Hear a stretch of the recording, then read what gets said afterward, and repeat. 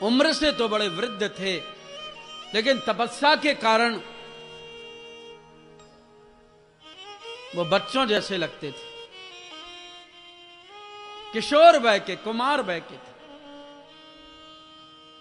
चारों ऋषि भगवान विष्णु के दर्शनों के लिए प्रविष्ट हुए। जय और विजय ने उनको बांस के डंडे के द्वारा रोक दिया। रुको,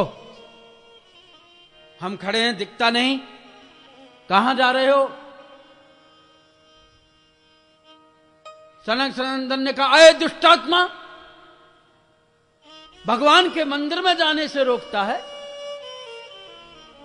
और मध्यकाल भी ऐसा ही आया था कि जाने कितने जय विजयों ने हमारे देश के परिजनों को, स्वजनों को, देशवासियों को मंदिर में घुसने से प्रतिबंध लगा दिया था। कुएं का पानी पीने का प्रतिबंध लगा दिया था। सामंतवादी युग अपनी चरम सीमा पर पहुंच गया था।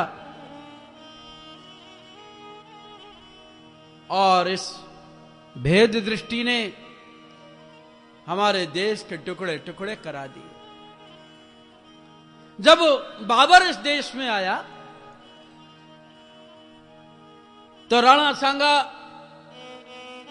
की सेना नदी के इस तरफ थी और बाबर की सेना उस तरफ थी।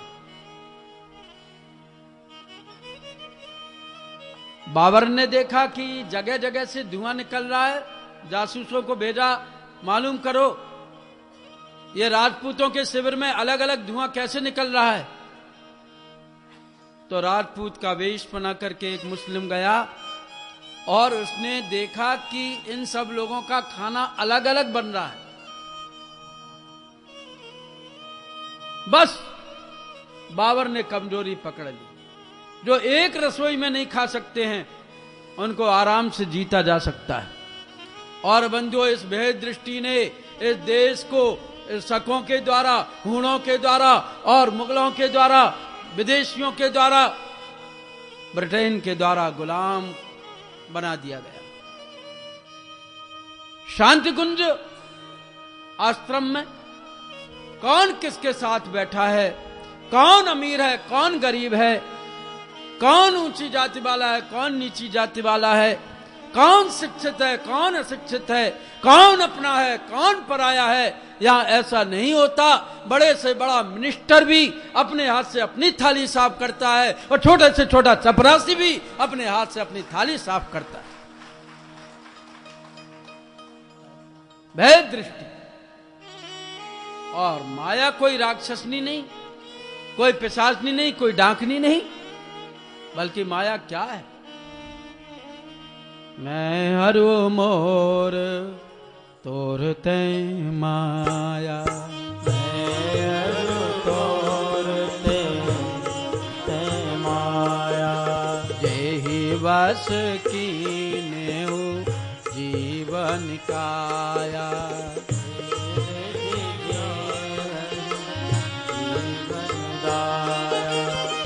गो गोचर जहां लगे मान जाई, गो गोचर जहां लगे मन माई, तो सब माया जाने भाई, तो सब माया जाने भाई। भेद दृष्टि आदमी के पतन का कारण। और जय विजय के मन में जो भगवान के परम पार्षद, जब भेद दृष्टि आई तो सनक सनंदन सनत कुमार ने श्राप दे दिया, जाओ तुम राक्षस हो जाओ, तुम्हारे मन में भेद है, दूसरों का सम्मान करना नहीं जानते हो, विद्वानों का आदर करना नहीं जानते हो, वेश परिवेश की गरिमा को नहीं समझते हो, तुमने हमको भगवान के दर्शनों के लिए रोक दिया। भगवान विष्णु निकल आए, आवाज सुनकर उनका चारों ऋषियों के चरण स्पर्श किए भगवान ने। कहा, विप्रो आप क्यों नाराज हैं? कि आपके ये द्वारपाल हमको आपके पास आने में रोक रहे थे। भगवान विष्णु ने कहा, अरे जय विजय, तुमने ये क्या किया? अरे ब्राह्मण तो मेरे इष्ट देव हैं और ब्राह्मणों का तुमने अनादर किया।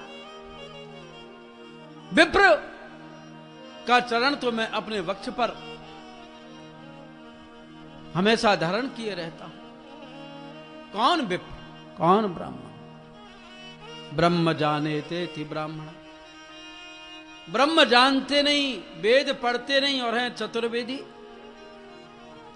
वेद को कभी उठा करके देखा नहीं और लिखेंगे द्विवेदी। और वो कैसा ब्राह्मण है? तो ब्राह्मण, लेकिन दुबे पान भंडार, तिवारी सूप स्टोर, ये कैसा ब्राह्मण जो चरणामृत की जगह दारू पिए और वो भी ऊपर से ये भी कहे कि मैं हूं तो ब्राह्मण, हूं तो वैष्णव, मैं पीता तो हूं लेकिन दारू में तुलसी दल डाल करके पीता हूं।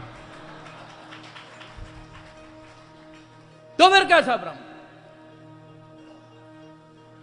तुमने ब्राह्मण का अपमान किया जय और विजय। तुमको पता नहीं, ब्राह्मण के द्वारा ही ब्रह्म की प्रतीति होती है।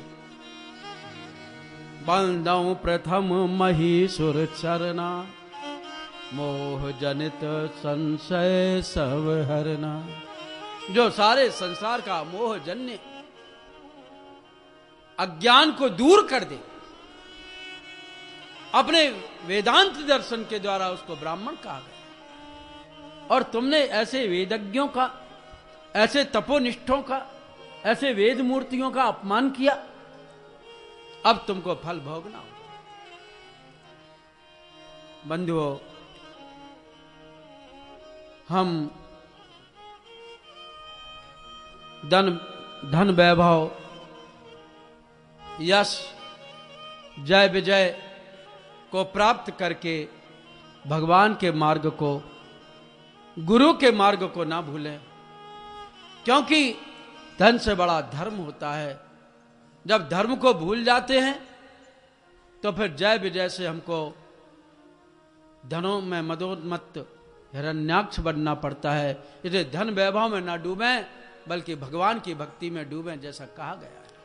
धन वैभव पद माल खजाना, साथ नहीं कुछ तेरे जाना। धन वैभव पद माल खजाना, साथ नहीं कुछ तेरे जाना। हुआ कहाँ से तेरा आना, बता भला क्या पता ठिकाना। हुआ कहाँ से तेरा आना, बता भला क्या पता ठिकाना। पार नहीं पा सकता बंदे, पार नहीं पा सकता बंदे। यह दुनिया है गोल, कुछ तो बोल रे प्रवासी बोल। बोल रे प्रवासी बोल। बोल रे प्रवासी बोल। बोल रे प्रवासी बोल।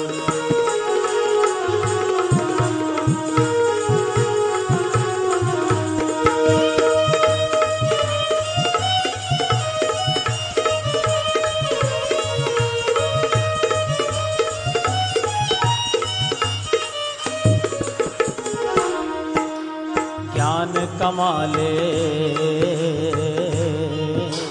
ज्ञान कमाले, भक्ति जगाले, कुछ ऐसे कर कर्म बावरे। ज्ञान कमाले भक्ति जगाले, कुछ ऐसे कर कर्म बावरे। पतिव्रता की रीति निभाले, परमेश्वर से प्रीति जगाले। पतिव्रता की रीति निभाले, परमेश्वर से प्रीति लगा ले। अंधकार में भटक भटक कर,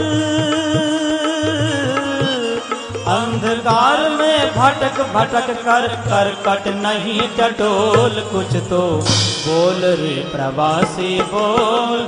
बोल रे प्रवासी बोल। बोल रे प्रवासी बोल। बोल रे प्रवासी बोल। बोल रे प्रवासी बोल।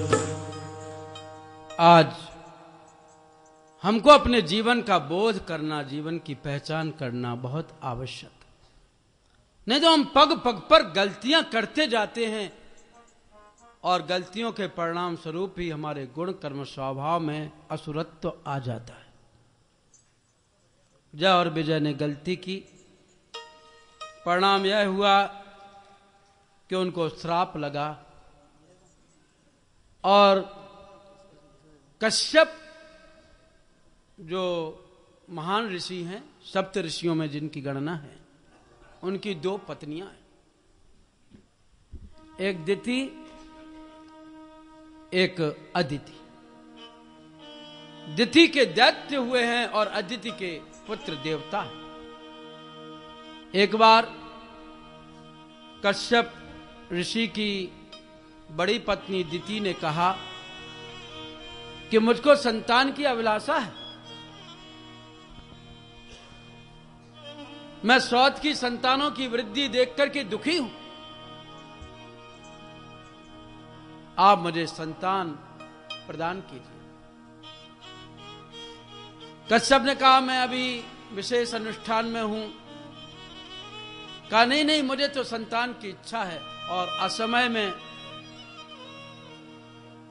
संतान प्राप्ति का दुराग्रह दिति के लिए कितना महंगा पड़ा। कुछ पर्व, कुछ तिथियां सांसारिक भोग के लिए निषिद्ध हैं। अष्टमी है, एकादशी है, पूर्णमासी है, अमावस्या है और दोज है। लेकिन जब दिति ने हठ किया और वह काल पाकर के गर्भवती बनी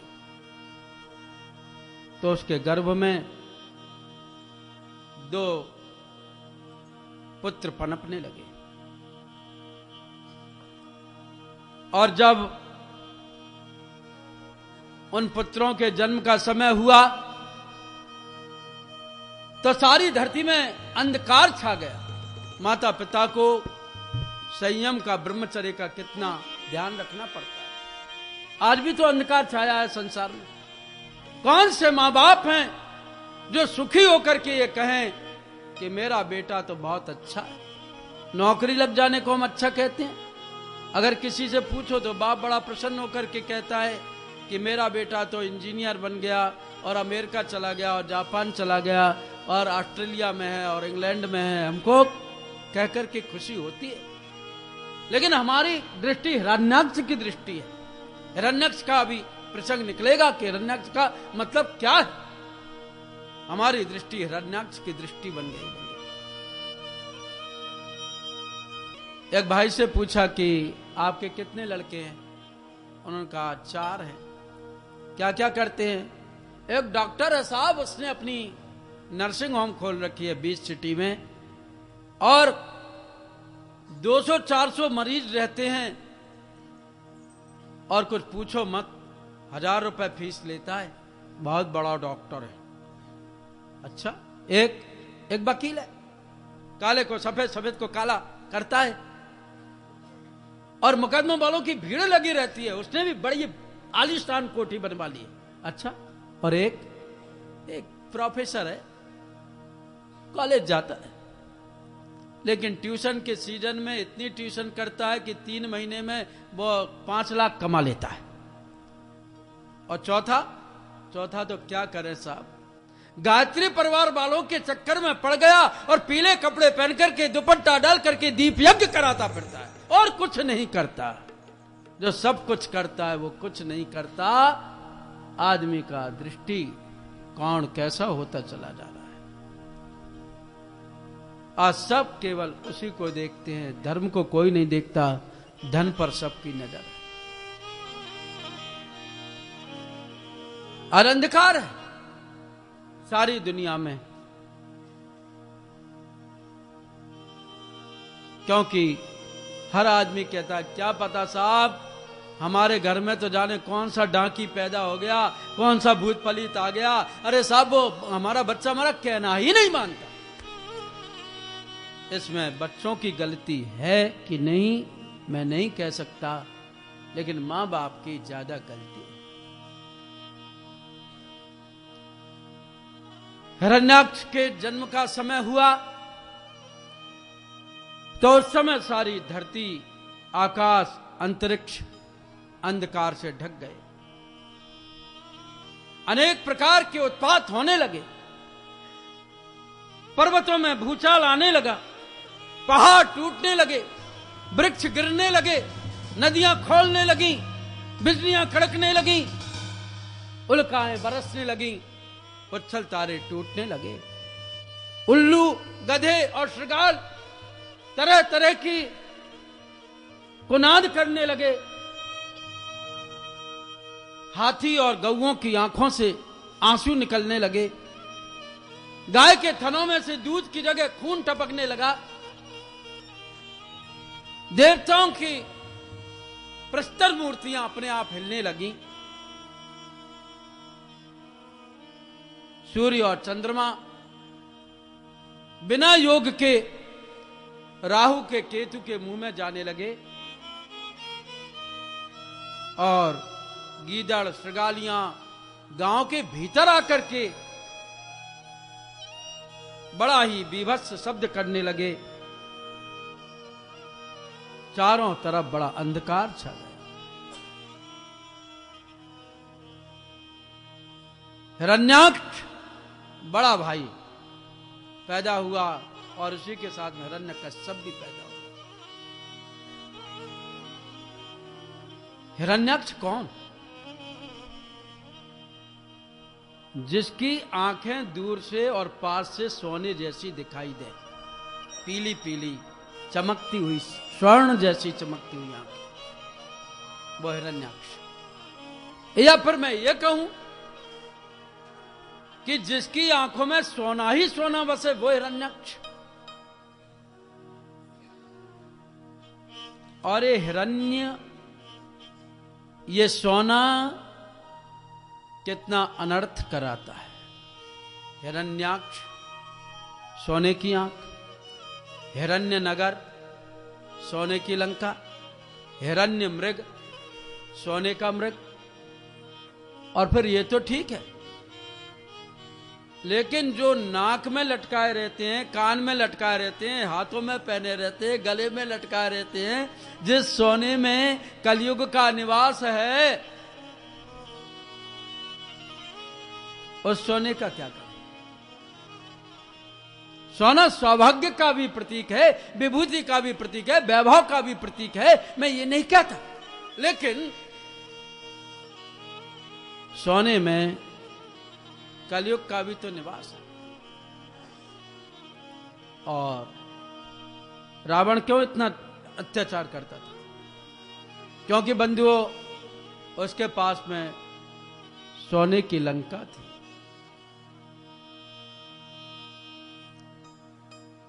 और ये सोने की लंका रावण की नहीं थी, बल्कि रावण ससुराल में रहता था।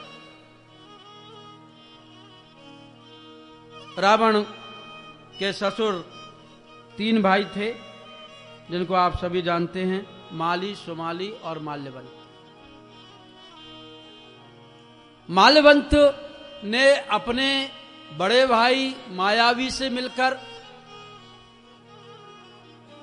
स्वर्ण नगरी का निर्माण कराया। क्यों? क्योंकि हिरण्याक्ष ने सारी दुनिया का सोना अपने घर में रख लिया था। इसका संबंध हिरण्याक्ष से, इसलिए मैं थोड़ा आपको ले जा रहा हूं। और हिरण्याक्ष ने देवी देवताओं का, सारी दुनिया का सोना बटोर करके और उसके समुद्र के कोने में इकट्ठा कर दिया था। और उसने कहा कोई सोना चुरा ना ले जाए, तो इसमें बाउंड्री कौन सी लगवाऊं? आजकल तो बाउंड्री तारों की बनती है और तारों में करंट चला दिया जाता है। जहां रुपए बनते हैं, टकसाल होती है, जहां सोना चांदी होता है, जहां ज्वेलर्स की दुकानें होती हैं, वहां रात्रि में दुकान के चारों ओर करंट तारों में डाल दिया जाता है कि कोई चोर डाकू ना आए तो चिपक जाए। या पहरेदार खड़े कर दिए जाते थे, या फिर ऐसे यत्नपूर्वक रखा जाता था कि 7 परिधि पार करके भी चोर सोने तक ना पहुंच पाए। लेकिन इसने कहा कि मैं कौन सी बाउंड्री बनाऊं? तो सारी दुनिया का मल इकट्ठा करके मल की दीवार उसने चारों तरफ लगा दी थी कि कोई बदबू की वजह से आ ही नहीं पाए मेरे सोने के खजाने के पास। और मल किसका भोजन है, इसलिए भगवान को किस रूप में जन्म लेना पड़ा।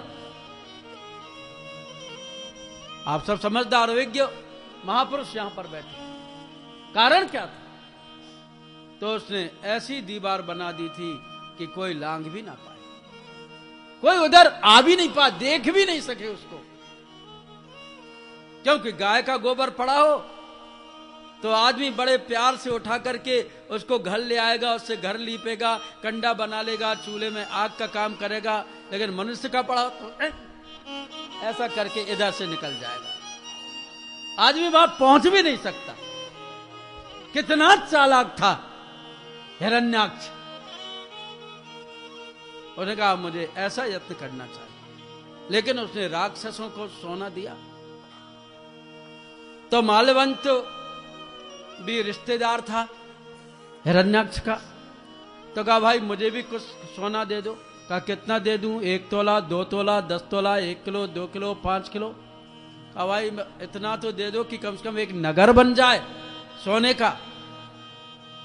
तो कहा जाता कि हजारों क्विंटल सोना हिरण्याक्ष ने माल्यवंत को दे दिया था। और माली सुमाली माल्यवंत ने मायावी से मिलकर के लंका का निर्माण किया था। अब क्या हुआ, देवताओं को पता चला कि सोने की लंका है, तो देवता बलशाली, उन्होंने कहा हम यहां फूलों के उपवनों में रहें और वो सोने की लंका में रहें। उन्होंने इन बूढ़े दैत्यों को मार पीट करके भगा दिया और उस पर कब्जा कर लिया और अधिपति बना दिया कुबेर को। तो कहा जाता है कि कुबेर की लंका है। अब माल्यवंत ने क्या किया, सोचा कि अपनी लड़की का विवाह किसी महर्षि से किया जाए, जिससे कि उसके तपोबल से ऐसा नाती मेरे पैदा हो, ऐसा इसको कैकसी को बेटा पैदा हो कि जो दोबारा से इन देवताओं को मार करके लंका छुड़ा सके। तो विस्त्रवा उस समय के महान तपस्वी थे। कैकसी ने जाकर के उनकी सेवा शुरू कर दी। परम रूप सी कैकसी को देख करके विस्त्रवा उस पर विमोहित हो गए और उससे विवाह कर दिया। विवाह किया तो उसने संतान की इच्छा की और विस्त्रवा के 2 पत्नियां थीं। एक साध्वी पत्नी से विभीषण उत्पन्न हुआ और कैकसी से 3 संतानें पैदा हुई, रावण, कुंभकर्ण और शूर्पणखा। और ऋषियों के तपोबल के कारण रावण बुद्धिमान भी बना, रावण बलवान भी बना, और विभीषण केवल बुद्धिमान तो बना, भक्त बना, लेकिन बलवान नहीं बन सका। और कुंभकर्ण का भी क्या कहना, कुबेर पर आक्रमण करके उसका पुष्पक विमान भी छीन लिया और सोने की लंका का अधिपति बन गया। यह सोने की लंका का सोना हिरण्याक्ष ने माल्यवंत को दिया था और माल्यवंत ने दहेज में रावण को सोने की लंका दी, लेकिन ये शर्त रख दी थी कि मैं भी लंका में रहूंगा और एक स्वर्ण भवन मेरे लिए तू सुरक्षित रखना। रावण अपनी ससुराल में रहता था और रावण ने सोने की लंका पाई तो मन मस्तिष्क बौरा गया और वो एक अधर्म कर बैठा। कौन सा अधर्म? सोना कितना अनर्थ कराता है बंधुओं, आप सब लोग जानते हैं कि जब शूर्पणखा के नाक कान कटे तो सीता भी सोने के चक्कर में पड़ गई। रावण ने कहा कि देखो, जो महिलाएं होती हैं उनका सोने का लालच ज्यादा रहता है। जब बारात आती है, लड़के वाले आते हैं, तो माता बहनें लड़के वालों का मूल्यांकन इससे करती हैं कि लड़की को कितना चढ़ावा आया है। हार 3.5 तोले सोने का आया कि 7 तोले सोने का आया, बजट्टी इसके साथ में है कि नहीं है, बाजूबंद है कि नहीं है, बेंदी कितनी अच्छी आई, कर्णफूल कैसे आए, मंगलसूत्र कैसा आया, चूड़े आए कि चूड़ियां आई, करधोनी सोने की है कि चांदी की है, पायलों में कितना वजन है। और चांदी सोने से लड़के वाले की परख करते हैं, ये नहीं देखते कि इसका कितना जेंटलमैन है, कितना सभ्य है, कितना सुशील है, कितना सदाचारी है। इससे माता बहनें लड़के वालों की गणना नहीं करती, मूल्यांकन नहीं। इसलिए सीता भी सोने के लोभ में जल दिया जाएगी। इसे मामा मारीच, तुम एक काम करो, सोने की बात चली रही है तो हिरण्याक्ष की बात करूं, सोने की लंका की बात करूं तो सोने मृग को भी क्यों छोड़ दूं।